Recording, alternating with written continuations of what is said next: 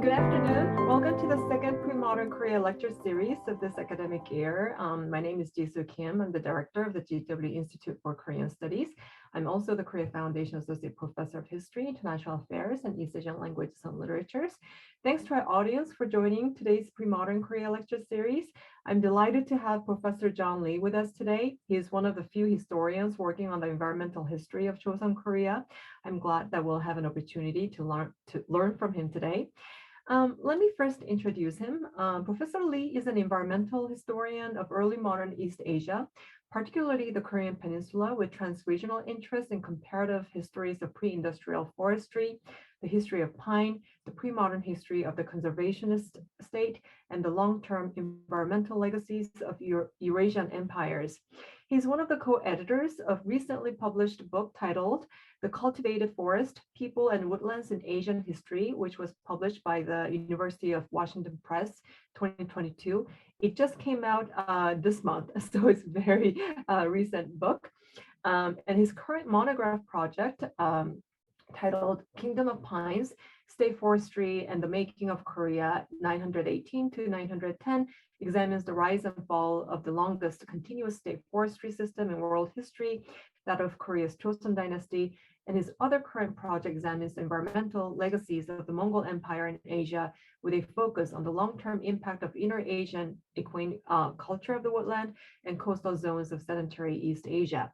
He received his PhD in history and East Asian languages in 2017 from the Department of East Asian Languages and Civilizations at Harvard University. All right, without further ado, I would like to turn it over to Professor Lee. Thank you so much for the very kind introduction, Professor Jisoo Kim, and thank you for inviting me to talk a bit about my book project.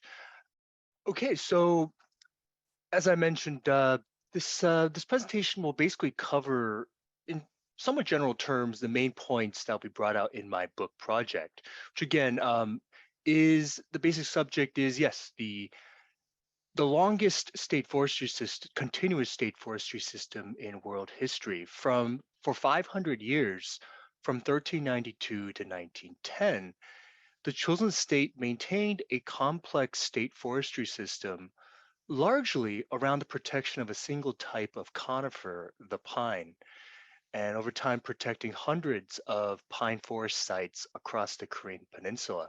I want to start though by kind of stepping back and thinking about why the Chosŏn state would engage in this particular project, in this long-term conservationist project, privileging government access to forest resources across the Korean peninsula. Why bother? And to answer that question, we have to really think back and ponder and consider the fundamental importance of wood in the pre-industrial world. Take this German agricultural manual from 1682, for instance, quoting, "If we had no wood, we also would have no fire, and then we would have to eat all our food raw and freeze in the winter. We would have no houses, also no brick, glass, or metal. We'd have neither tables nor doors, neither chairs nor other household equipment." I picked this one not because not just because it's representative, but it is the kind of statement that is replicated throughout the pre-industrial world, not just in Germany, but throughout Eurasia. And in Korea as well, we see many different versions of similar similar statements proclaiming the importance of wood, highlighting the importance of wood. For example, Chung Yak-jeon, who is a scholar official who I'll come back to later in this presentation, one of the famous Chung brothers, an older brother of Dasan Chung Yak-yong, who was exiled to southwestern Korea in the early 19th century after the 1801 Catholic purges. So Chung Yak-jeon, who would write a lengthy treatise on the forestry system, would quote, of the 5 elements, the oheng in East Asian cosmology, wood is one of them. And furthermore, fire relies on wood. These are 2 genuine elements. As for wood in relation to humans, how important it is, and yet how can it so deeply not be considered so? In a sense, wood is interesting for this reason, in that it is so fundamentally important to the very workaday processes of pre-industrial life. But its very mundane and seemingly obvious nature often causes it to be overlooked, not just in the pre-industrial world, but also in contemporary historical scholarship. In a sense, a focus on forestry and wood and the common sort of dependence on wood in the pre-industrial world allows us to also to engage, I think, in more effective and interesting comparative and connective histories. Take, for instance, this map, the temperate and mixed forest zones of the world, essentially encompasses Eastern North America, including Washington, D.C., also Northern and Western Europe, including the United Kingdom, where I am today, and also the subject of our inquiry, East Asia. And it is in these zones in particular, in the mixed forest zones of the world, where you see emerging from the 15th century onward, not just in Korea, but throughout the world, various solutions to this common dependence, this common problem that people shared throughout the world, this common dependence on wood as the basic fuel, as the basic construction material, as the basic raw chemical matter of every pre-industrial society. And as populations grew, as economies grew complex, governments throughout the early modern world start undertaking certain solutions in order to engage this common problem. And here are some examples that we see from the early modern world. In Britain, England was pretty heavily deforested by the 16th century, by the 16th, 17th century, and you see we see the overseas solution installed in early modern England, first through the Baltic timber trade, which allowed England to access the dense forests of Scandinavia and Russia, and also later in the 18th century onward, the rise of the expansion of the British Empire also secured timber supplies from North America. Meanwhile, in Ian Miller's book covers this.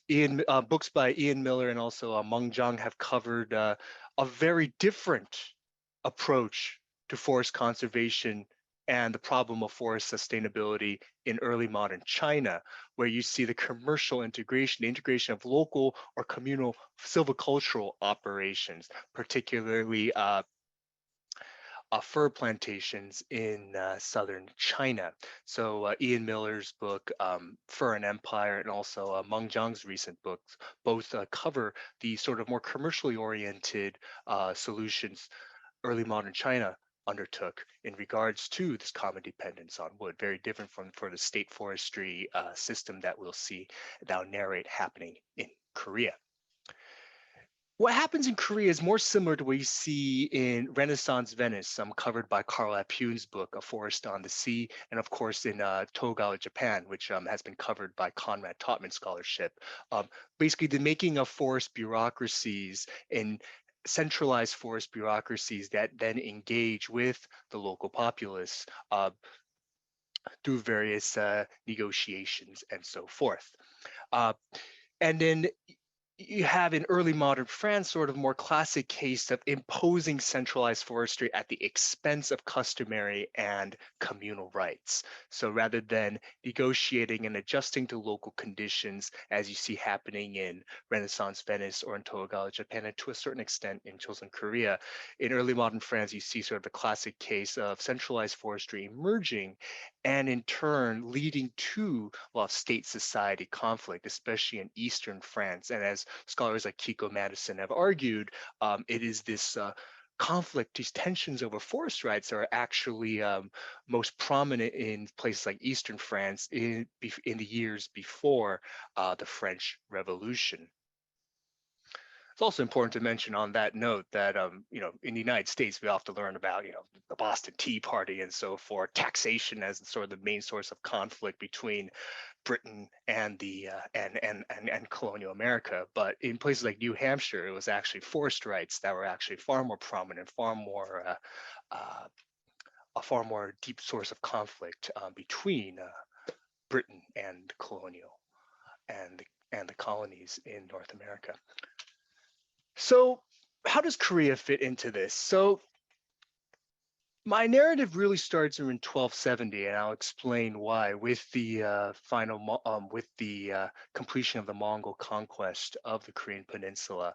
But essentially, what you see happening in Korea again, it's the longest continuous state forest system in world history. Although, yeah, it's sort of facetious to say that because any sort of Chosŏn institution can fit into that sort of can claim that record due to the longevity of the Chosŏn era. What's also interesting about the state forestry system installed in Korea is that it relies almost completely on domestic supplies. So the complete opposite of what happens in early modern England. As I mentioned before, early modern England depended heavily on foreign overseas imports for its forest supplies, especially for construction material. Whereas in Chosŏn, you see for 5 centuries almost a complete reliance on sustained timber supplies, all coming from within the Korean Peninsula. So I'll explain how that happened. The state forest system that emerges in Korea is very much representative of what we call dominance of bureaucratic force, bureaucratic interest. It's very much a system devised in the center and linked to military, political, and cultural interests. Very much an example of the government, the state privileging its access to forest resources. So again, different from what you see emerging in, say, southern Ming China. Later in the Chosŏn dynasty, later in the 18th century onward, you do see the late Chosŏn state begin to incorporate, or at least effectively incorporate, communal and local interests, especially in the form of a very particular Korean late Chosŏn institution, the Pine Protection Ke, the Songge or Kumsongge. So I'll explain how these Pine Protection Association, these Pine Protection Ke, how and why they emerge, and how the Chosŏn state is able to effectively incorporate local local forestry organizations into the state forestry system. And ecologically, as some of you probably kind of surmised by now, there are interesting effects, including large-scale pine monoculture in the areas that were in which state forestry was most intense, and that would be the western and southern coasts of the Korean Peninsula.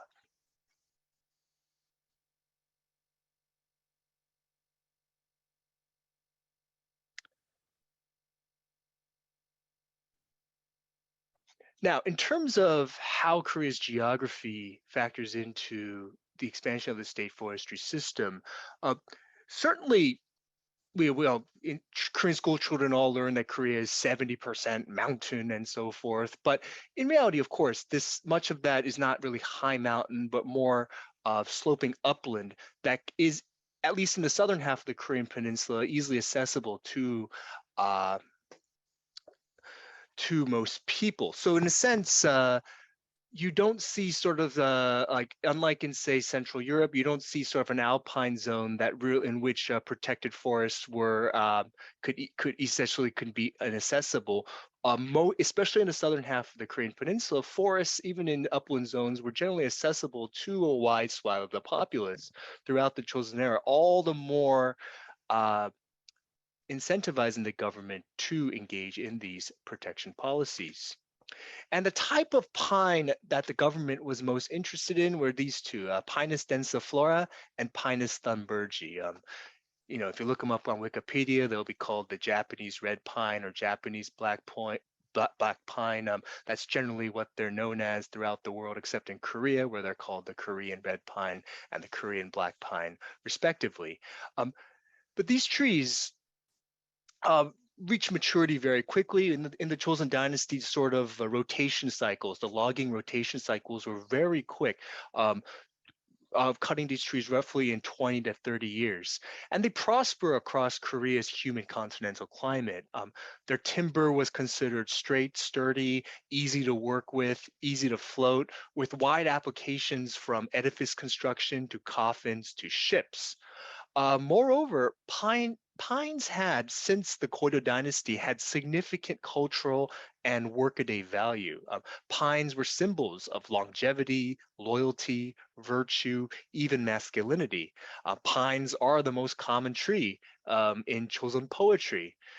Pine also has a high burning temperature, which makes it useful for manufacturing and also for the making of salt. This is something I'll come to, especially a burning of of seawater in tidal zones to make salt. This is a major industry that will become more prominent in the late Joseon era.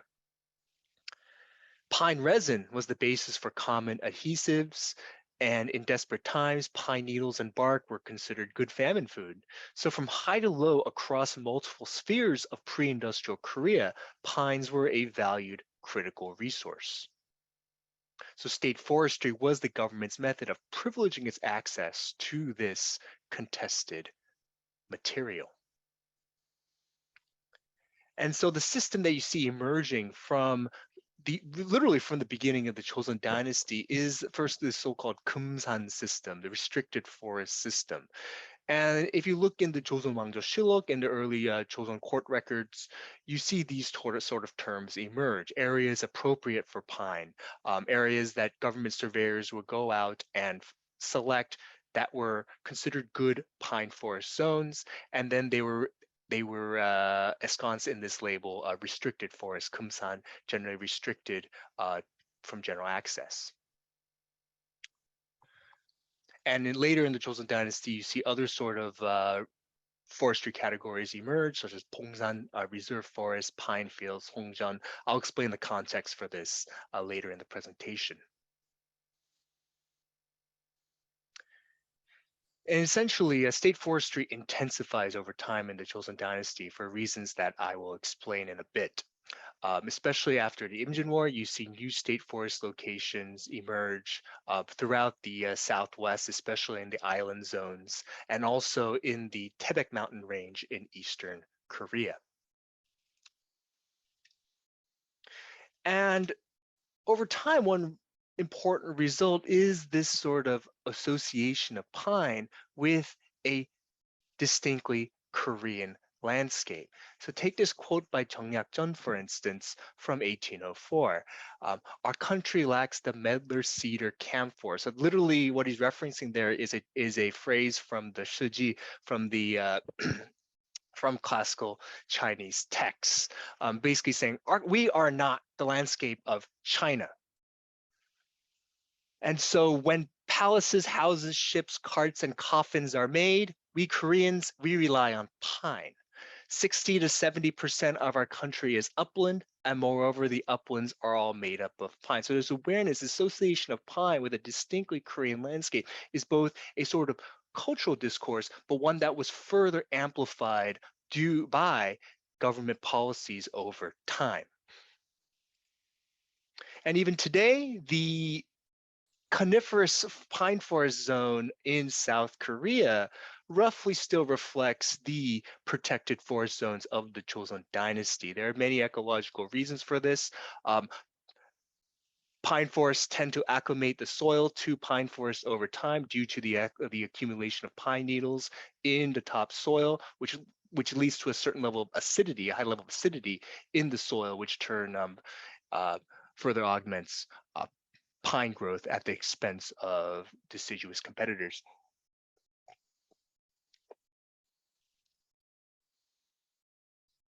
So the major questions that will be answered today, again, how did pine come to dominate the Korean landscape? And I argue, first of all, political decisions made in the first half of the 15th century, at the beginning of the Joseon dynasty, helped establish a state forestry system living around the administration of pine, so Songjong. So that is the sort of the most common formal name for the state forestry system in Chosŏn, Songjong. So if you look at later records such as the Mangi Yoram and such that sort of categorize various government institutions, Songjong is the general category under which you would find all the state forest locations and so forth. And second, perhaps a more perplexing and interesting question, how did a state pre-industrial state expand and maintain a state forestry system for 5 centuries? How did this particular advanced or this early modern bureaucratic state sustain timber supplies for such a long period? And I'll go over each of these points in this particular lecture. But first of all, exploiting ongoing ecological processes, notably promoting pine growth in selected areas, expanding the role of certain administrative institutions, especially the military in the latter half of the Joseon dynasty, to manage forests. And then, as I mentioned earlier, successfully incorporating local organizations that began emerging, community forestry organizations such as the Kumsongge, these pine protection care, successfully incorporating them into the broader goals of the state forestry system, especially in the 18th and 19th centuries, and especially in the early 19th century, especially in the 18th century onward, incentivizing and even forcing a local replanting of pine. And I can talk more about sources and methods in the Q&A if people are curious. But in a sense, there are two sorts of avenues I take for my research. First of all, government records, what I call understand the institutionalized landscapes of Korea, uh, how the government imagined and protected and enforced these forestry policies. So for this, of course, the Joseon government famously kept detailed court records, as the Joseon Wangjo Shillok, the Pibensa Tungnok. These are all records that very much discuss various policy proposals, debates, and reports ongoing throughout Korea, throughout Joseon Korea. And forestry is an issue that comes up constantly in these records, gives a great window into how government officials approached and understood forestry, deforestation, reports of wood scarcity, and so forth. And later in Dynasty, also care records, these formalized care records that local organizations would make at the village level are also quite useful, understanding how ordinary people at the local level are creating their own sort of methods for organizing and protecting their the forests around their communities. And also, we have to also understand not just how landscapes are institutionalized, but also how they're utilized. And for that, literati treatises, such as those by, as I mentioned earlier, people like Chung Yak-jun, rustic literati out in the countryside, are extremely useful for their perspectives on not just the landscape, but also their own problems with the forestry system, their critiques of what the government was doing. Also, diaries are extremely useful for understanding how ordinary people, often mostly Yangban, of course, but how people are actually utilizing forests. Where are they utilizing wood and forest for? So countless diaries from the Chosen Dynasty talk about how wood is utilized and also even how it's managed. I can't go into too much detail on the plethora of those diaries in this presentation, but they offer starting from the Miyamegi in the 16th century and the Mukjaergi in the 16th century, all the way to diaries written in the late 19th century, all provide such wonderful perspectives and into how wood was utilized by people at the local level.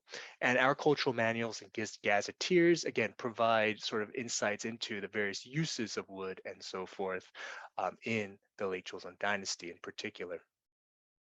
And additional insights from forest ecology, comparative environmental history, and architectural history give further sort of context into how forests changed over time, how certain government policies shifted the ecologies of the Korean peninsula. So there's also, as you've seen, as I narrated so far, there's this broad sort of comparative, so more world historical context in which I sort of situate my work. Because essentially, again, forests, wood were a common dependency, and that in a sense, governments throughout or people throughout the early modern world, throughout the pre-industrial world shared.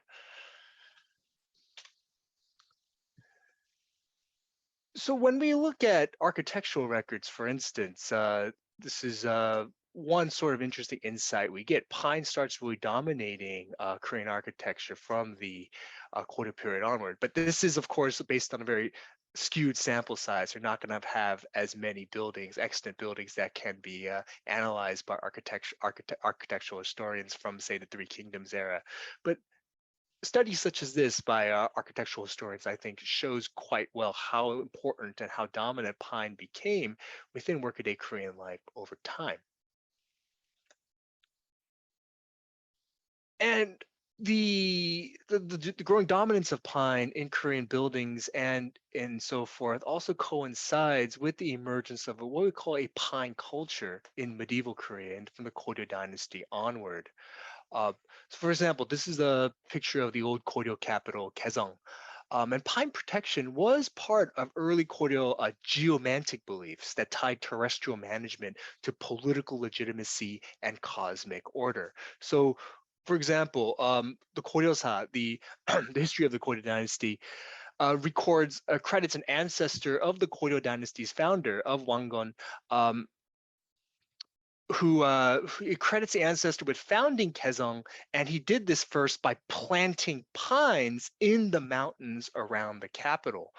By planting pines around the capital, this ancestor of Wangon was supposedly fulfilled an ancient prophecy that whoever planted pines around these mountains in this picture would unite the Korean peninsula. Now, this was a tale made up later in the 13th or 14th centuries to legitimize the Goryeo monarchy. It's actually true, but even so, the link between planting pines and political legitimacy is quite fascinating and appears again quite prominently from the Goryeo period onward. We also see in Goryeo records, for example, when a major pine moth larva infestation afflicted pine trees around Kaesong in 1102.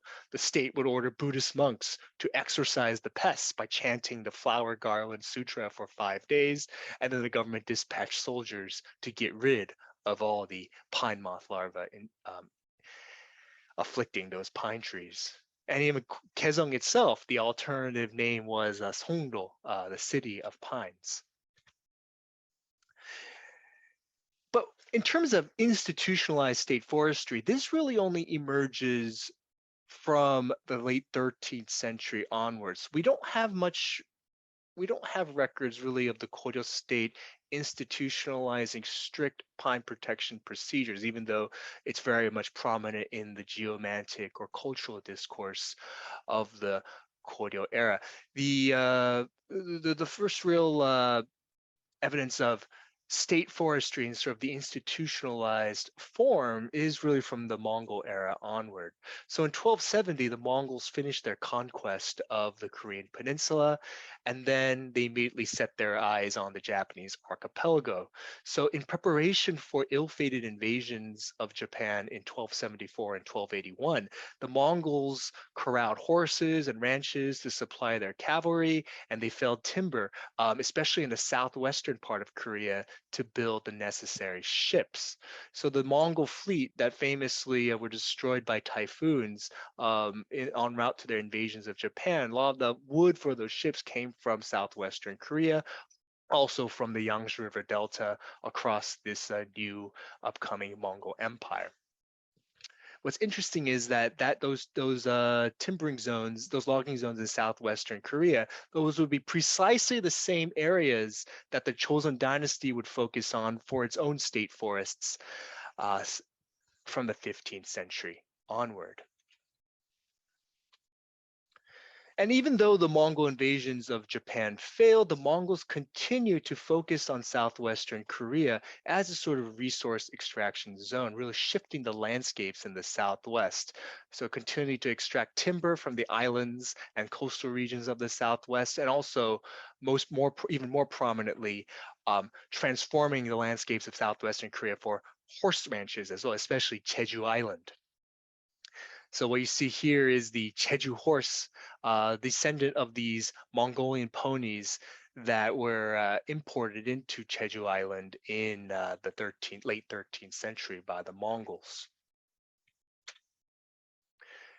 Once the Mongol fell apart, the Chosŏn dynasty, of course, would come to rule the peninsula in 1392.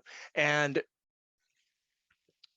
almost from the beginning, from the 1390s onward, in the Shilluk, you do see this sort of anxiety about deforestation, about potential wood scarcity, about the need to acquire timber to build ships and edifices. So from very early on, the Joseon dynasty would install and initiate the state forestry system. Um, and by 1448, these over 200 different state forest locations would be recorded in the Sejong Shillok. So why did the early Joseon state impose state control over forests? So there's three major reasons. First of all, pirates from the Japanese archipelago. So piracy, maritime raiders from the Japanese archipelago, and also the coastal zones of southern Korea and China. These are not exclusively Japanese, these maritime raiders, although they're often depicted so in the records. Anyway, they were a common problem in the late Koryo era. And by the turn of the 15th century, the island of Tsushima in particular had achieved infamy as a sort of pirate den from which maritime raiders constantly attacked the Korean coast. So in the summer of 1419, in response, the Joseon state would send an armada of 226 warships, and they would storm into the Korea Strait, and sack Tsushima. And they subdued the island, and the ruling Seoul clan of Tsushima, in response, agreed to rein in their raiders in exchange for limited trading privileges in southern Korean ports. However, the extensive naval preparations also heightened anxieties in the Joseon court. So in the months and weeks and months directly after its invasion, see a lot of anxiety in the Joseon Mangjo Shilluk. Ministers reporting a problem of wood scarcity in the south. Where would they get timber for more ships? So just a month after the Tsushima expedition, the Joseon government ordered naval officers to identify and cordon off forests all along the southwestern coast. So this really forms the early basis for what you saw earlier, for the hundreds of restricted forest sites across the coast of the Korean peninsula. So anxiety over naval timber scarcity initiated by this battle against Tsushima pirates.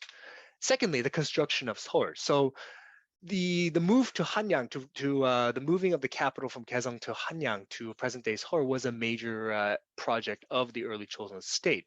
It also required constructing new palaces, offices, walls, and roads, which all required an enormous amount of wood hauled down from the peninsula's forests. So simultaneously with the rise of protected forests in the coastal areas, the construction of Seoul would bring state forestry to the Han River Basin as well. So new laws protecting forests in the mountains around Seoul were initiated. Also, new laws protecting forests in the upper reaches of the Han River that flowed into the capital. So you see regulations such as these initiated a ban on cutting pine trees in and around the capital, initiating punishments such as flogging, 100 floggings for people who illegally cut down pine trees around the capital, and also encouraging residents to assign a sanjik, a forest warden from their village, to prohibit cutting. Although at least in the early Joseon dynasty, that sort of regulation was not widely followed by local residents. Only later in the Joseon dynasty, with the rise of pine protection care, where you see villagers start taking this particular regulation more seriously, appointing a sort of steward or warden to protect forests in their vicinity. And that's due to increasing competition over forest resources in the latter half of the Joseon dynasty. I'll talk a little bit more about this in a bit. Uh, and finally, the new cultural order that emerges in the Joseon era. Uh, so as the Koryo dynasty descended into economic uncertainty and tumult, Korean elites inspired by Confucian ideas in the early Joseon era would take it upon themselves to reform the country via legislation targeting everything from the role of the king and bureaucrat to, of course, the content of national customs, the position of women, and also one particular targeted reform was mortuary procedure.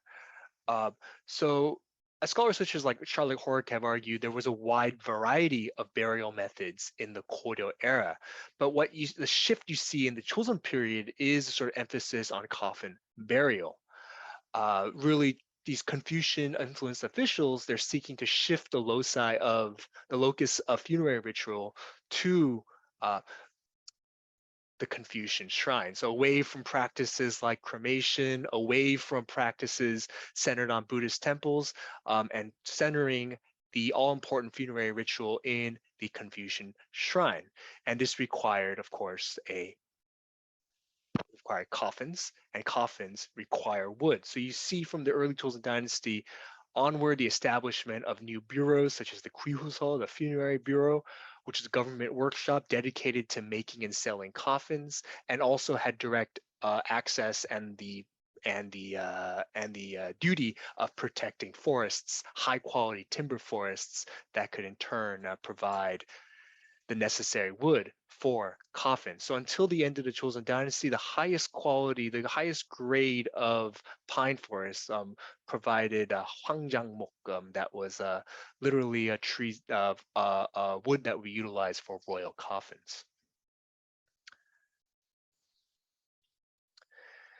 Now, just for the sake of time, I won't go too much into what happens in the 16th century, but over the course of the 16th century, many of these laws start slackening. So we do see, or at least uh, local elites in particular, are not really adhering to the state forestry regulations in the 16th century. We know this from diaries such as Yu Chun's Miamilgi and also Imungon's Mukche, both diaries from the 16th century that in which both authors talk very openly about how they were flouting a lot of these state forest regulations, bribing officials to access the necessary wood they needed to build houses and so forth. Miam Yui Chun would even bribe officials to acquire the necessary wood to build a house for his concubine. So it shows to a certain extent, but in the 16th century, for various reasons, we see the forestry system sort of slackening. I wouldn't say falling apart, but certainly have more evidence of sort of flouting of these rules. This shifts after the Imjin War. The Imjin War, of course, the most devastating war in the history of early modern Korea and the largest war in the history of early modern East Asia. And famously, Yi Sung-shin, Admiral Yi Sung-shin, perhaps Korea's most renowned military hero, with the heavy help of the Ming Dynasty, would help beat back the Japanese. And the basis of Yu Sung-shin's victories was a concentrated fleet of warships based in the island and coastal zones of southwestern Korea, precisely the same area that was the main focus of the early Joseon dynasty's forestry policies, precisely the same area that the Mongols had heavily logged and protected in the 13th and 14th centuries. And so after the Imjin War, again, if you look in Joseon court records, you see again this renewed anxiety regarding deforestation and the need to protect timber supplies in case the Japanese came back, in case and it's the fact that the Navy had been so instrumental during the Imjin War was a fact not lost upon Joseon bureaucrats. So spurred by government anxieties regarding deforestation, you see the Joseon government dispatching more logging assessors to assess the condition of the restricted forests in the Southwest in particular. And you see a lot of reports coming in of indiscriminate cutting of pines in the coastal regions. And so you see this again, this doubling down on state forestry and even the expansion of state forestry from the early 17th century onward in the aftermath of the Imjin War. And certain areas in particular were targeted as main state forest zones, like Pyeonsan in present-day Puan County in South Korea, where 1620 a report from an official noted Pyeonsan lacked tall timber. Local officials and residents were felling and taking trees as they pleased, them doing the same things that back in the 16th century, Lee Mungon and Yui Chun and other Choson Yangban were doing as well. But in a sense, in the early 17th century, after the Imjin War, the Joseon government makes a strong effort to put a stop to these practices. And then Pyeonsan was really one of the main focal points. This is an area that that was with records of forest management dating all the way back to the Mongol era, to the 13th century. And the government response was to recruit more wardens to watch over the area's forests, especially from the military. And more vigorous restrictions were imposed. And also, periodically government officials would come down, 경찰관 and so forth. They would come down and grade all the trees in Pyeongsan based on their size and quality. So you see these new measures, new hierarchies, and sort of increased government attention being paid to certain locations after the Imjin War, certainly attention that was not paid before the war. And in a sense, at least in Pyeongsan, this program was a success. A 1678 report comes in saying that pine seedlings from Pyeongsan were used to replant pines in other parts of the region, and we see in the 18th century, huge number of pines being requisitioned from this area. Again, evidence of a sustained conserved forest. Expanding the state pine forest zone also came at the expense of other ecologies, other types of landscapes, including at the expense of this animal. So as I mentioned earlier, the Mongols had set up ranches in southwestern Korea, not just on Jeju, but also in the island zones of southwestern Korea to supply their cavalry and their sort of broader equine culture. And the Chosŏn dynasty continued to maintain those ranches in the southwest and especially on Jeju um, through the Imjin War. And the ranches on Jeju would last until the late Chosŏn era, but the ranches in the other islands, in those countless islands that dot the southwestern part of the Korean peninsula, would go defunct actually, largely go defunct from the 17th century onward. And instead, a lot of these old ranches in the island zones of southwestern Korea in particular would be replaced by protected forests. And there's many reasons for this. While the major Chosun cavalry regiments were destroyed during the Imjin War, a lot of the ranches fell into disuse during and after the war.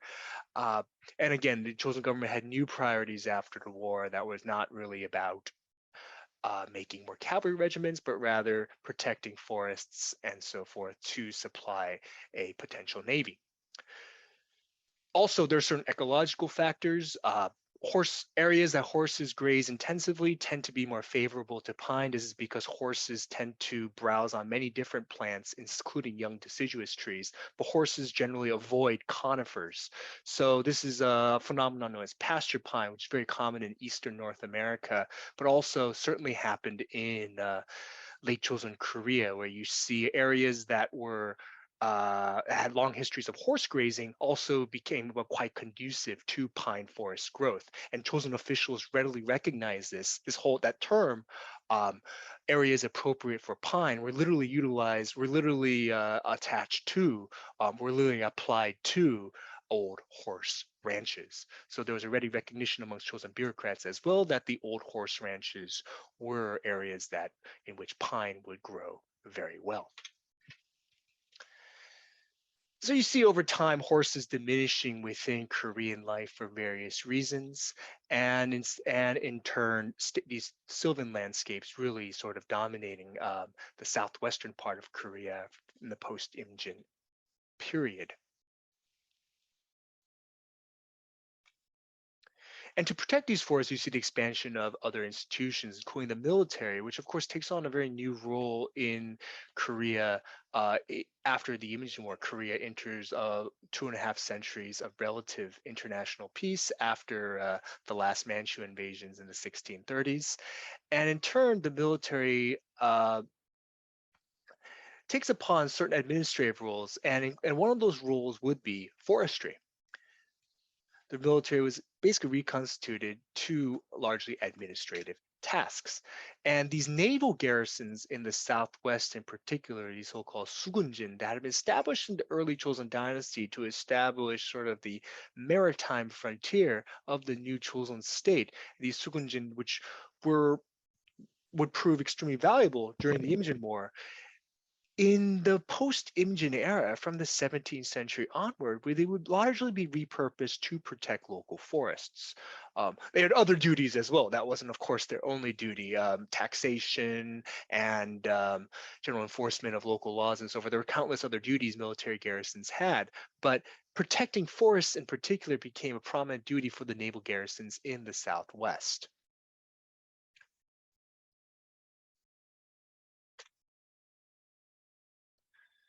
And as this 19th century gazetteer shows, more and more naval garrisons along the southwestern coast were given this duty of forestry work. Soldiers were ordered to cordon off forests with restriction postings, kumpyo, that sort of established sort of the boundaries of the restricted forest zone. And within the kumpyo, in the pyoне, literally, that area was monopolized for government forest use. Um, Garrison officials would also be ordered to close defunct pastures, and occasionally they would also levy villagers for logging labor. Coastal garrisons also had duties in the management of logging and transportation of goods, and also guard against threats such as this one, the pine moth larva, Dendromus spectabilis, which by the 17th century we see increasingly in government reports becoming a serious problem, plaguing the increasingly monocultural pine forests of southwestern Korea. And the use of the military, as one can imagine, also generates certain tensions with local residents. As you see in this quote by Yoon Sun-do, famous scholar official from southwestern Korea, where there are pine forests, local residents do not dare to peek in. They fear pines as if they were tigers. Consequently, pines do not fail to grow verdant in populated areas. What the state should love and support is surely its people, not its pines, but now the state is for the sake of pines and does not consider its people. This sort of Confucian hyperbole is rhetoric, of course, common amongst um, rustic literati in the late Chosŏn dynasty, but the fact that it's aimed directly at government state forestry policies and the sort of stringent restrictions placed upon those particular forests is a sign of growing discontent that really continues in and continues to intensify in certain regions, but especially in the Southwest over the course of the 17th, 18th, and 19th centuries. But at the same time, the story here is not simply of state society conflict. And one of the reasons why the state forestry system and the southwestern pine forests, these southern pine forests were sustained was that the government was able to increasingly incorporate and tolerate local organizations and commerce. So this is the exact roster of Kumsongge in Hadonggun in Gyeongsang province, in southern Gyeongsang province from 1860. And so from the 17th century onward, the government would sometimes encourage local people to form these kumsongge, these pine protection to guard local forests. And so this is sort of the roster of one of these particular pine protection ke.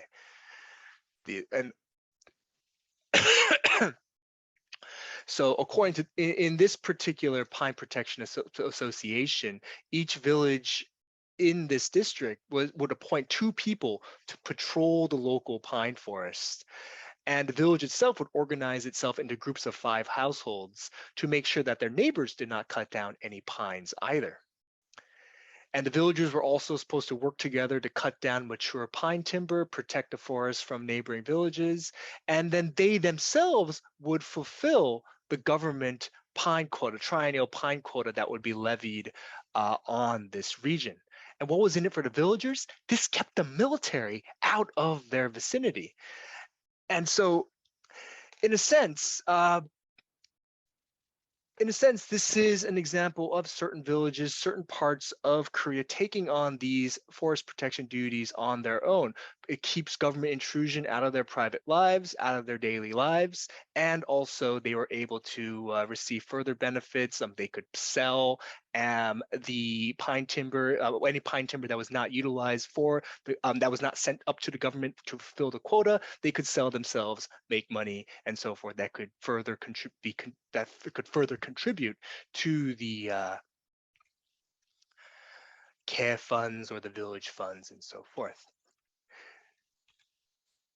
And I see in this Pine Protection Charter the first quote that there is no matter of greater importance in the operation of the state than the protection of pines. It's a performative aspect to some of these pine protection care as they sent these documents up to the local magistrate and so forth for approval. This, of course, they didn't probably actually believe this, but in a sense, this performative aspect shows uh, how this sort of negotiations between state and society worked, at least in terms of the state forestry system.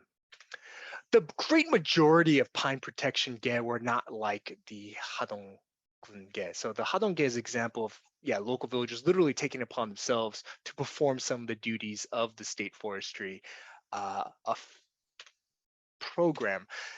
The great majority of pine protection care you see in the late Chosŏn dynasty fall into the second category, local yangban, forming these pine protection care largely to protect trees around, say, their grave sites, or to privilege their own, say, yangban lineages access to local forests or local pines. And so the great majority of the records actually follow these. They're more mechanisms of local elite dominance than, say, actual parts of the state forest system for the most part. Although, again, we can talk more about this in the Q&A. But they certainly also represent very much local forms of common resource management that are becoming more and more prominent over the course of the late Joseon dynasty, and one the government not only tolerated but also encouraged. And I think I'm coming up toward 50 minutes now, so I will try to wrap up quickly. I haven't been able to talk much about commerce, but in the late Joseon dynasty as well, especially from the 18th century onward, you see licensed timber merchants becoming more and more prominent, especially in the Han River Basin. So you see the first ever regulations sanctioning licensed timber merchants in 1746. Before the 18th century, the Joseon government's assumption approach to pine really was as a government monopsony, the idea that the government would be the only sort of buyer, the only sort of buyer of high quality pine timber. Of course, that was like a lot of monopsonies, that is in a sense a certain fantasy, the idea that there would be one buyer for a certain product. But it was a fantasy that the government very much had to push in order to maintain their state forestry system. But over time, you see a sort of loosening of certain restrictions, especially on licensed timber merchants, on timber commerce, and you see, of course, you see more ordered taxation of coffin grade timber and so forth, especially in the Han River zones from the 18th century onwards. Sort of a government accommodation with the fact that pine was such an important aspect of Joseon society, and the government alone could not privilege uh, its sole access to high quality pine timber. And merchants would also be utilized, for example, to fulfill timber quotas and so forth, gathering. They would be like with some of these pine protection licensed merchants would basically do the main sort of duties of the state forest system for the government, logging, contracting, or hiring loggers and so forth, especially in the upper reaches of the Han River Basin. And there's this contested aspect to forestry as well that emerges as the salt trade, as other uses for pine timber grows. We see increasing conflict between naval garrisons in the coastal regions and timber smugglers, fuelwood smugglers, who are trying to access these state forests to use pine in particular for, say, salt production and so forth. So this becomes an increasing problem over the course of the late Joseon dynasty, especially in the 18th century onward. Finally, planting. So planting forests, the incentivization of planting is something that really comes up later in the dynasty, and the most prominent example happening during the creation of this Hwasong fortress during the reign of Cheongjo in the late 18th century. So so Chongzhou, of course, insisted on the use of stone rather than wood as the fortress's main construction material, but still the fortress and all the accompanying construction aspects required a lot of wood, certainly. And also the fortress required a substantial amount of charcoal for various construction purposes as well. And timber from near and far was necessary for ramparts, frames, and the construction of countless offices, houses, and implements. And so along with the construction of Hwasong, you also see the government ordering the planting of pines and other trees along the main road between Hanyang and Hwasong. And furthermore, new overseers were appointed to manage forests in the hills around important sites such as the gravesite of Prince Hado. And the government also incentivized or even recognized military officials and soldiers and even ordinary people who planted particularly large number of trees. So you see ordinary people such as this Yi Sun-dong, so getting 2 yang for planting 1,000 pines and so forth. So the sort of incentivization of tree planting through prizes and so forth is something actually encouraged a lot by local literati, and it's something the government, I wouldn't say implements on a widespread scale, and it's most prominent though during projects such as the construction of Hwasong. Finally, what happens in the 19th century, the era is associated with rebellion and so forth, and scholars such as Yu Yun have argued that deforestation, intense deforestation played a major role in, say, uh, ecological degradation, more floods and so forth, plaguing the late Chosŏn era, 19th century in particular, leading to declines in agricultural productivity and rising resentment toward the Chosŏn states, the idea as of ecological roots of uh, the 19th century problems.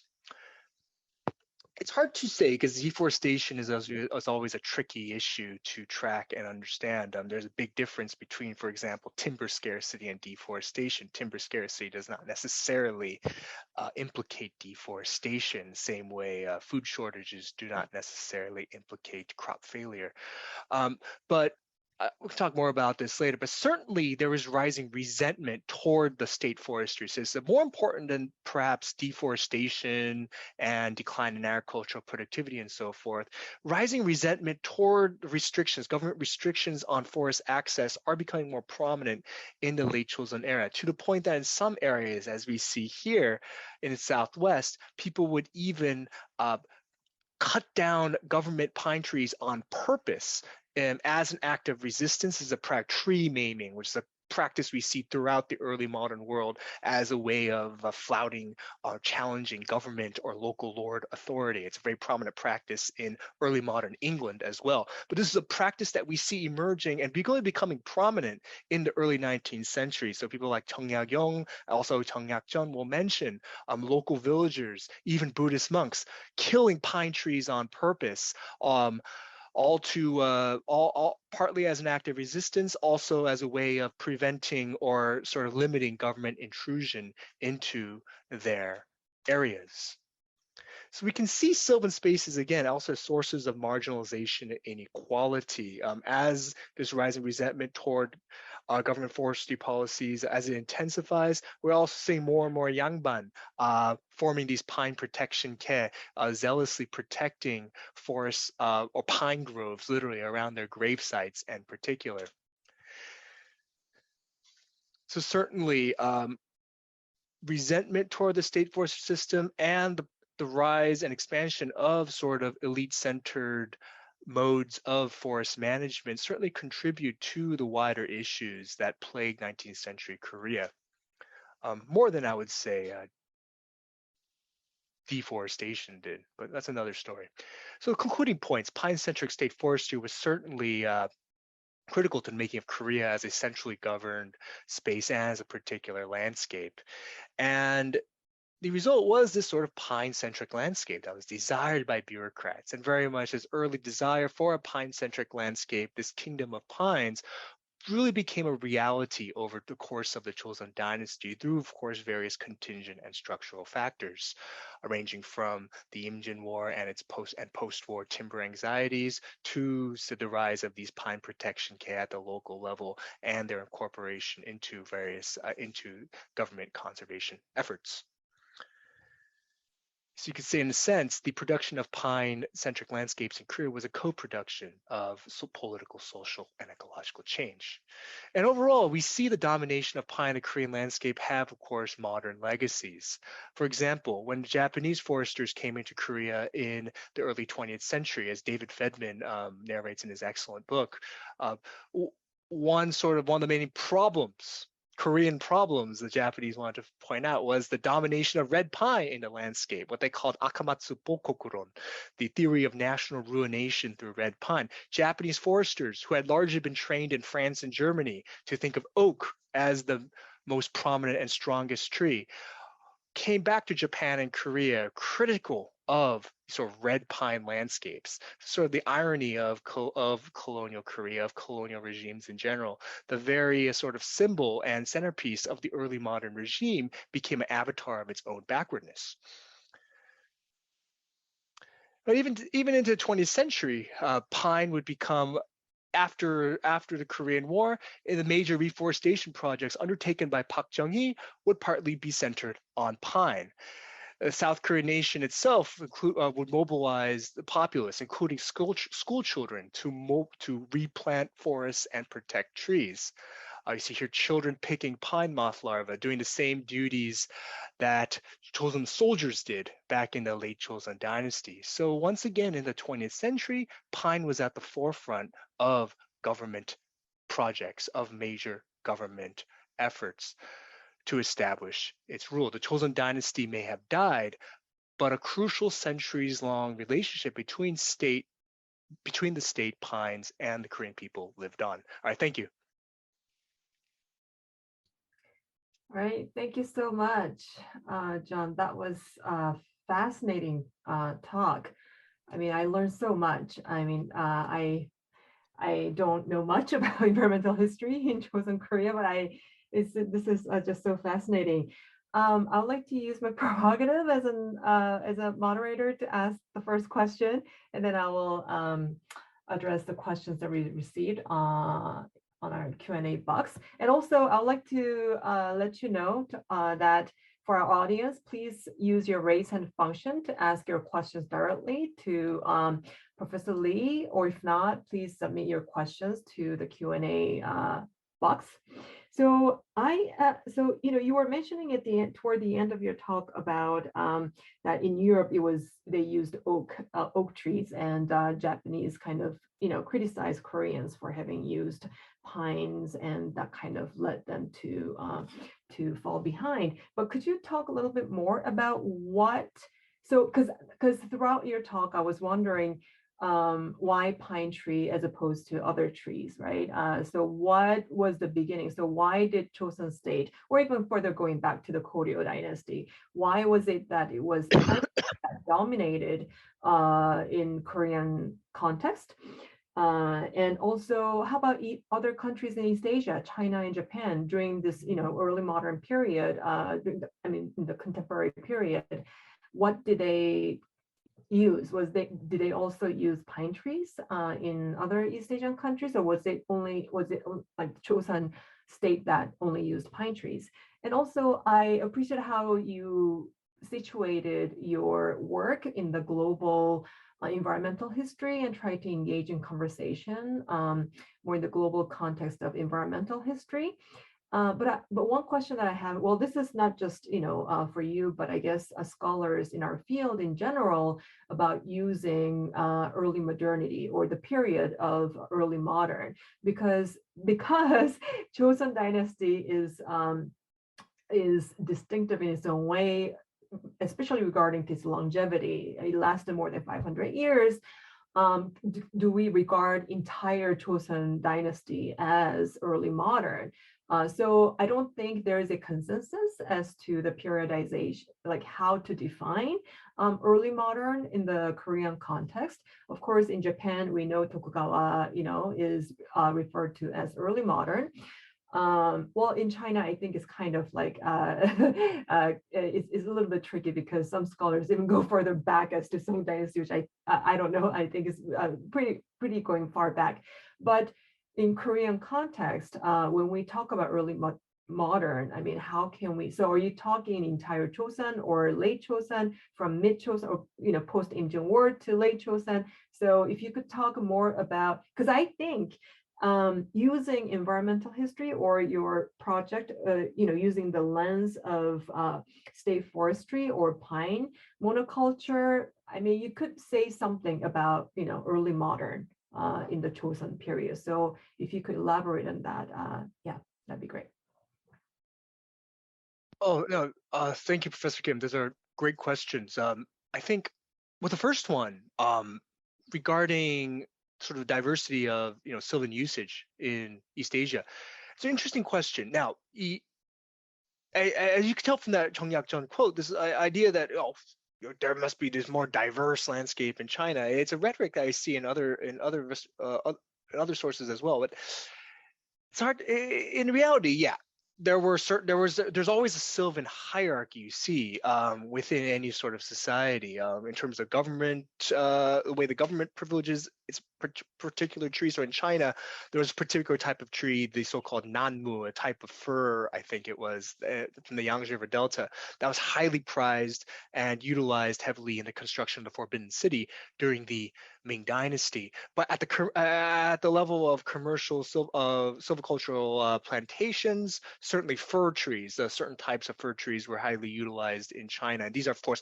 monocultural plantations, as Ian Miller and Meng Zhang's work has shown. So, I would say that it depends upon the institutional or social context in terms of the diversity of tree usage.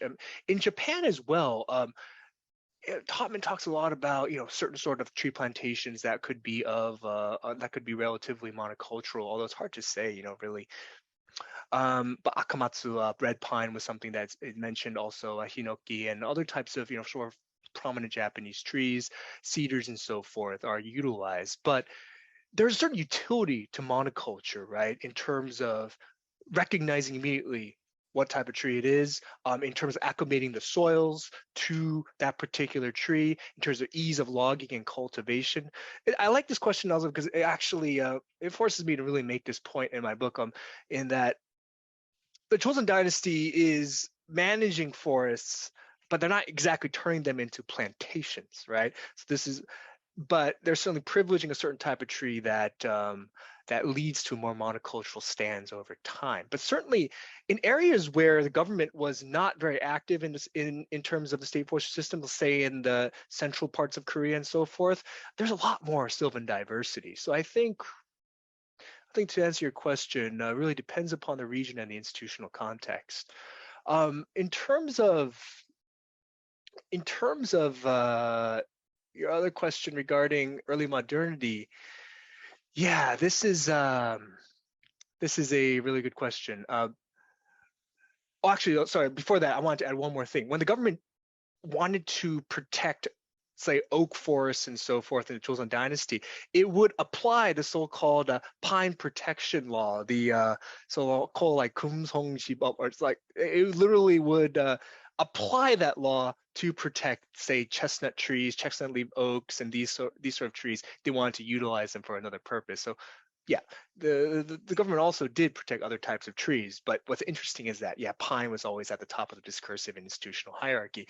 In terms of early modernity, yeah, there's like, I don't want to go too long on this because this is a really fascinating question, but in a sense, like, if you think about Korea in two ways, right? First of all, as a sort of post-Mongol state, right, in the early Chosŏn dynasties, sort of like the Ming and so forth, a lot of institutions are very much colored by the Mongol era, as I show with the state forestry system. I think that offers, at least in the parts of Eurasia that were conquered by Mongols or their successor states, in a sense, we have a very different character to the institutional regimes, to even to aspects of military organization and resource utilization. Is something that Pamela Crossley and others have noted. That, I think, in terms of temporal frameworks, forces us to really consider how different the latter half of the Chosŏn dynasty is. And I think your work and others have shown this in terms of the social history. And I think in environmental terms, as I've shown, there is a certain shift that the Chosun dynasty undergoes after the Imjin War. I don't think that can be ignored at all. So yeah, you're right. Early modern does not quite cover the entirety of the diversity of the Chosun dynasty, but I think the difference between the post-Mongol and post-Imjin eras in particular is quite important, at least in my book, and also the 19th century. I wonder what your thoughts on this. I think 19th century is its own sort of animal as well. So yeah, there are three different eras that we really have to demarcate and consider, and early modern doesn't start to cover all of it. But it's a nice umbrella term when I'm talking with other historians, certainly. Sure, sure. I Yeah. also use early modern for the sake of convenience. Hmm. When you're engaging in discussion with, other scholars outside of Korea, it isn't a, convenient term to use to engage in broader discussions. And yet, I think we still need to kind of, when it comes to Chosun history or Korean history more broadly, I think we historians need to really think about what we mean by early modern in the chosen context. And this issue, I'm not the only one raising this issue, but I think there has been recently more and more concerns about this, and that we need to kind of really uh, have more scholarly discussions and Hmm. come up with more how we can periodize Chosun history, since it was just such a long dynasty. All right, since we are receiving many questions, I would like to get into the questions. So first, we have a question from GW student Matthew Bott. Has Korea's practice of forest conservation changed after being colonized by the Russian Japanese empires? Are both Koreas still practicing forest conservation today, and how has that changed? Well, I think well, just one correction: Korea was not colonized by Russia. Maybe perhaps the student got confused with perhaps Soviet Union occupation in the north after the liberation for brief period of time. I don't know whether he was referring to that, but let's just say Japanese Empire. Yeah, this is a great question. I mean, certainly, yeah. Like Professor Kim mentioned, yeah, the Russians didn't colonize Korea, but certainly they were very. What's interesting is they were very interested in the sort of old growth cedar forests in the Yala River basin, at least in the 1890s. One of the major and one of the, of course, sources of competition that led to the Russo-Japanese War. But of course, yes, the Russians did not succeed in grabbing those forests because, of course, yeah, lost the war. Um, but David Fedman's book is the best. Is, I think, the authority on this topic related to how it changed during the Japanese Empire. But certainly, it changed dramatically, as I mentioned. First of all, even the type of tree that was being emphasized. The Japanese very much did not want to plant too much red pine, but they planted other types of trees, acacia, for instance, to hold the soil in the hillsides, and a lot more emphasis on yeah, I don't want to go too because I just want to say everyone should read David Fedman's book, but uh, even the attitude toward local villages and so forth, encouraging so-called forest love societies, trying to encourage people to love trees, literally, and encouraging more different types of more engagement with local forest practices, all part of the broader Japanese plan to sort of shift everyday practices in Korean life, to especially in the countryside, to all partly as an effort to increase agricultural production. So forestry was a major part of this.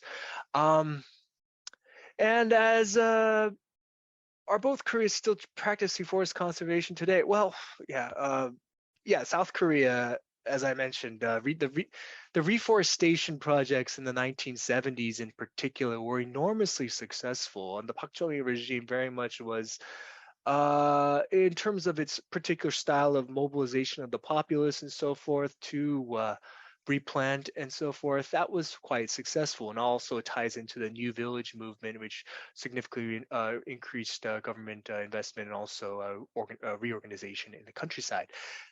So today, yeah, South Korea is quite well forested, unlike saying the 1950s after the Korean War when it was heavily denuded. North Korea, it's of course like many things related to North Korea, it's sort of a mystery. For example, tree planting supposedly is like a major effort being undertaken by the North Koreans, especially after the famines and noticeable deforestation in the 1990s. So international, before COVID, yeah, international organizations such as the Red Cross were very much and the UN were very much active in North Korea, not just in terms of food aid and increasing agricultural production, but also replanting trees as part of this broader effort. I also recommend reading an article by Lisa Brady in Journal of Asian Studies from a few years ago, which talks about American efforts to replant forests in Korea after the Korean War. So international aid, I think, is very much an important factor to understand when it comes to reforestation after the Korean War in particular, in both Koreas. Thank you. You just answered another question that was about post-war and in Mm. South Korea today. So I think that was great. All right, then we have one hand. I see one hand raised. Shiraz Ramji, would you like to ask your question? Yeah, my question is, what impact did forestation of trees have on planting fruit trees? Because I'm quite interested in the balance between planting fruit trees and non-fruit trees. And were any women involved in planting trees? Because a lot of women, like in Africa, I come from, where a lot of trees are cut because of the firewood for cooking. So I was wondering about the impact because I had in Africa a project for every child born, plant one fruit tree, for every grandchild born, plant two fruit trees for fruit security as part of food security. Thank you. Yeah, these are great questions because these are both the major issues that I didn't get to address in terms of fruit trees.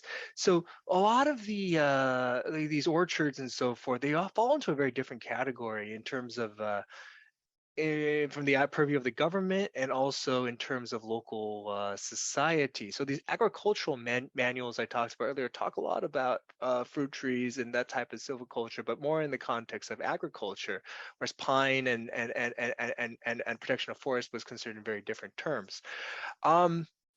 So the government, the Chosŏn government, at least from what I've seen, does not see major conflict between the state forestry system and say orchards necessarily. Orchards were regulated and taxed in very different terms.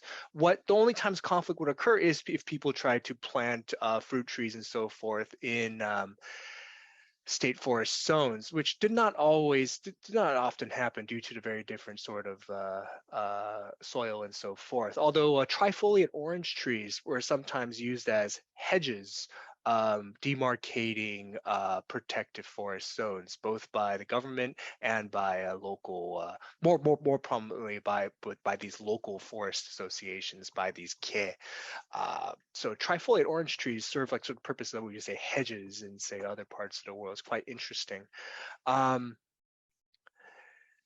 and but yeah, not in terms of conflict and certainly yeah, operating under very different tax and institutional structure, operating under a very different tax or institutional structure. This also applies to things like paper mulberry and so forth. There are many different other types of trees that are being utilized for various purposes, and the government is taxing or regulating these in very different terms. Pine, again, as I mentioned, it was not taxed actually really until the 18th century. It was very much more strictly controlled than other aspects of the broader agricultural or sylvan economy. Um, in terms of gender and forestry, yes. So certainly women were very prominent in, or were probably the most prominent actors in terms of gathering fuel wood and sort of the workaday aspects of forestry life. However, that aspect is often written out of the documentation. And this is because two reasons. First of all, you look at these at the local level, you look at these care, they're always all men. And essentially this is the care rosters, especially for Songye, for pine protection care. exclusively male. This is something we see throughout the world, actually. Logging, we associate so much with masculinity and so forth, even in like contemporary America.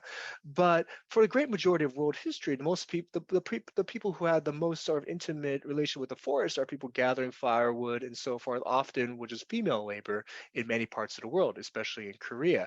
But the the two sort of frameworks through which a lot of forest is institutionalized and managed are through patriarchal male frameworks. Of course, first of all, the Chosŏn government, perhaps the most patriarchal institution there is in the Chosŏn dynasty, and then even at the local level, these songye, these kumsongye, are exclusively male, their rosters, and very much are male members privileging their access or privileging their own ability, their own capacity, their own wherewithal to protect forests. So yeah, forest history is also a very interesting, the intersection of forest and gender is really important, something I wish I could talk about more in my book.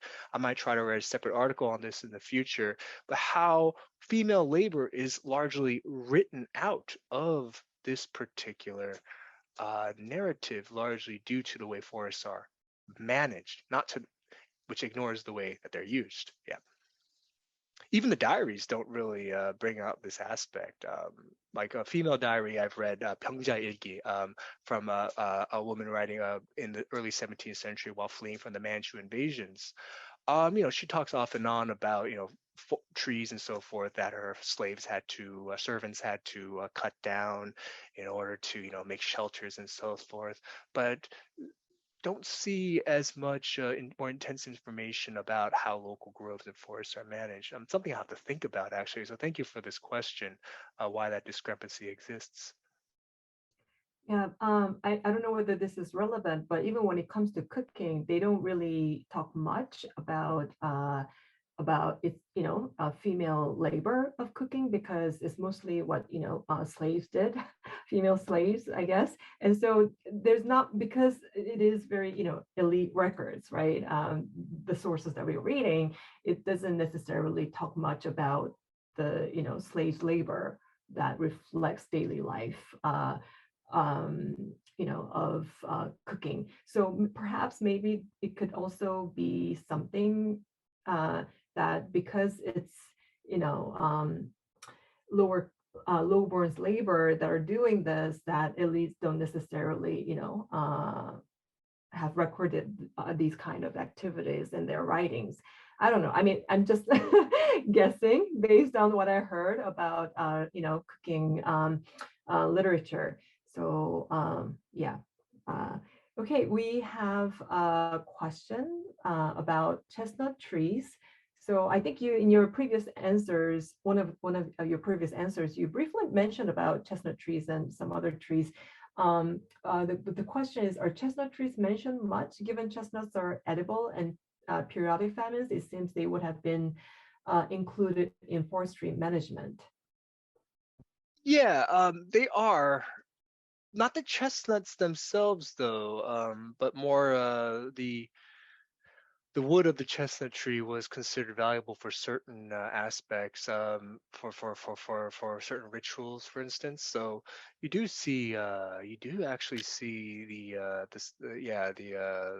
like even, and also, yeah. So I would say the produce from the trees themselves, though, you see this with acorns and oak trees as well, is treated quite separately in their records.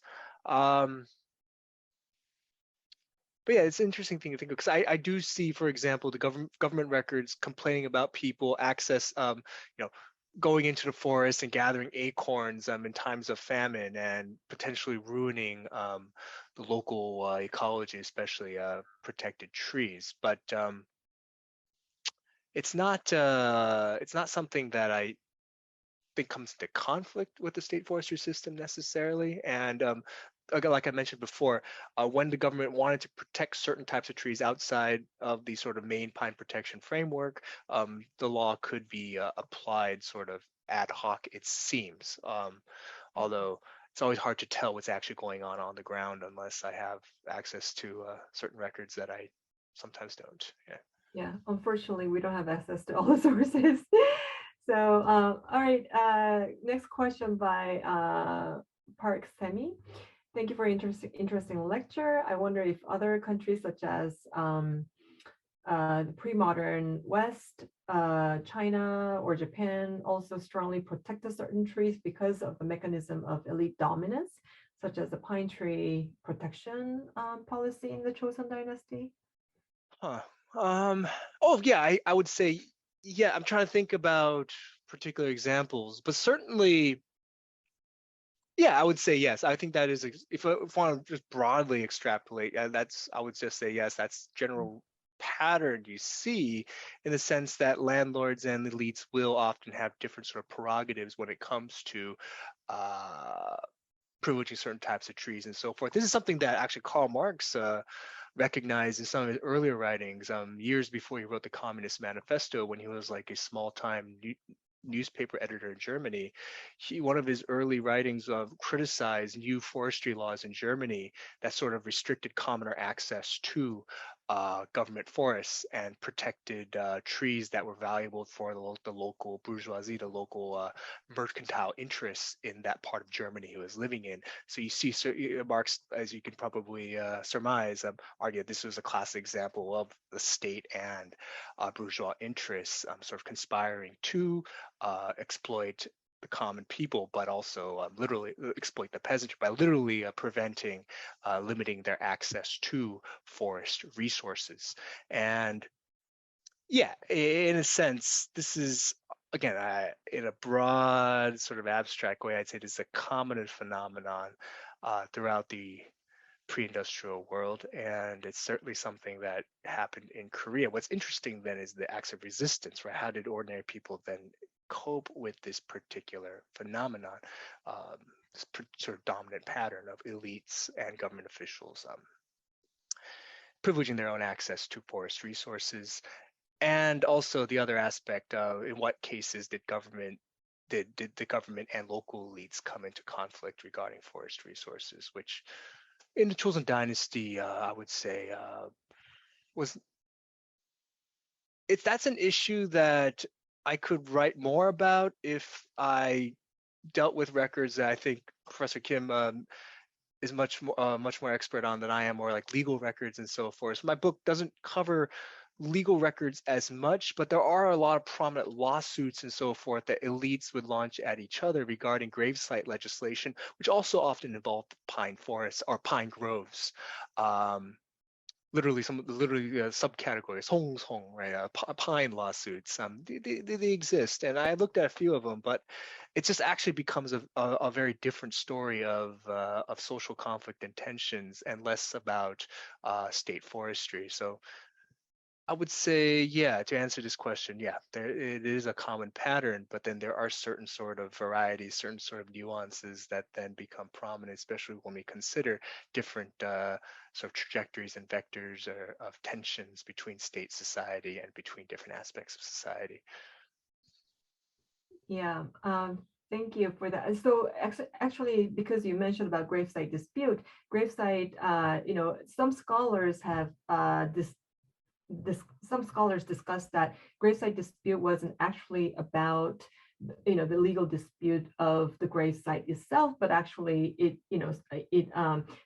is about the surrounding land of that gravesite area where you can have access to all the resources, and it's actually the fight about that. And so there are different arguments about when it comes to gravesite disputes, but actually there are like one group of scholars do make an argument related to that. So it's more about dispute over natural resources surrounding the grave sites. So yeah, we definitely see those in legal records. There are tons of gravesite disputes in the late Chosŏn. And of course, there are a variety of reasons why that kind of emerged in the late Chosŏn. Of course, there's that new Confucian aspect, ideology aspect, but also about natural resources, and also about the filial piety and so forth. So, but anyways, yeah. Not to digress too much, but yeah, there are discussions of that. Well, we're almost out of time, but maybe we could end our session with this one last question from Janai Moreno. How did your interest in studying forestry during the Chosŏn dynasty start? Why is this important for you? Oh yeah, it's hard to say. I've tried to kind of rack my memory. I mean, when I was entering graduate school, I was very interested in this question that I think I sort of dismiss now, which is this question of why did Korea and other parts of East Asia, especially China as well, go through so many problems in the 19th century? And I was always very fascinated by this sort of narrative of ecological degradation. This is like back before I was applying for graduate school and so forth, this idea that environmental problems led to declines in agricultural productivity, peasant discontent, and so forth. When I entered graduate school and when I finally started actually reading the primary sources, I realized there was this whole other side to the story, this Songjong state forestry system that no one had really talked about. And it got me very interested again in this topic and the broader comparative aspect, as well as I've realized that there was a growing body of scholarship considering this sort of common materiality, this common dependence on wood that sort of unifies or at least connects different disparate parts of the pre-industrial world. So yeah, I guess that's sort of my simple narrative. Mhm. All right. Well, thank you so much. I mean, I can't wait to read your book. You Oh, should. thanks. Yeah, I mean, I learned so much from today's presentation. I know, you're working on your book manuscript right now, but it'd be really, really a huge contribution to the field when the book is out.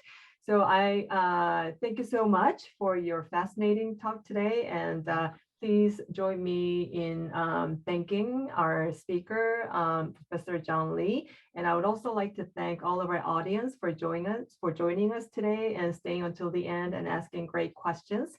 I would like to let you know that our pre-modern Korean lecture series will this semester, this is the end, and then we'll resume again in the spring semester. I think our next pre-modern Korean lecture series will be in February by Professor Janet Lee from Keimyung University in South Korea. All right, well, thank you so much and hope to see you again in our lecture series.